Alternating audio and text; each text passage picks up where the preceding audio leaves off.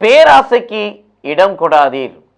இது இயேசு கிறிஸ்துவுக்குள் பிரியமான என் சகோதர சகோதரிகளே, இந்த நிமிட நட்சத்திரக்கு இயேசுவின் நாமத்தில் நான் உங்களை அன்போடு அழைக்கிறேன். பேராசைக்கு இடம் கொடாதீர்கள். ஏன் இவ்வளவு பயங்கரமான எச்சரிக்கை?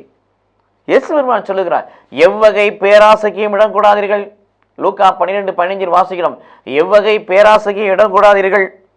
மிகுதியான செல்வத்தை, மிகுதியான உடைமைகளை கொண்டிருப்பதால் ஒருவனுக்கு வாழ்வு வந்து விடாது. மாறாக வாழ்வை அது நாசமாக்கிவிடும். வாழ்வு வராது, இருக்கிற வாழ்வு போய்விடும். ஆகவே தான் பேராசைக்கு இடம் கொடாதீர்கள் என்று சொல்லுகிறார்.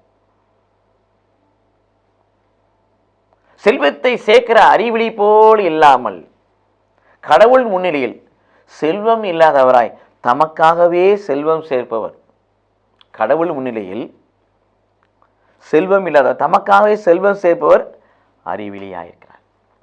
இது இயேசு கிறிஸ்துவுக்குள் பிரியமான என் சகோதர சகோதரிகளே,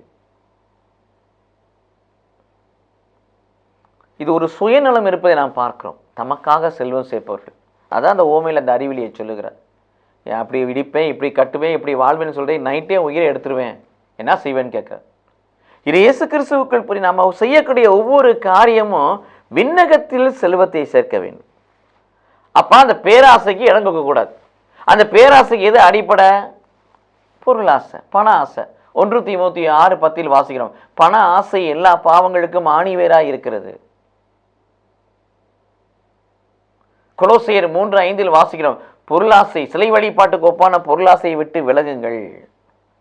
ஆக கொடுக்கக்கூடிய இந்த கட்டளையின்படி வாழ்க்கையை அமைத்துக் கொள்கின்ற பொழுது எந்த பேராசையை நாம் அடிமையாக மாட்டோம். என்னுடைய ஆசை, என்னுடைய அவா, என்னுடைய வாஞ்சை, என்னுடைய புரியெல்லாம் இயேசுவாகவே இருக்கும்.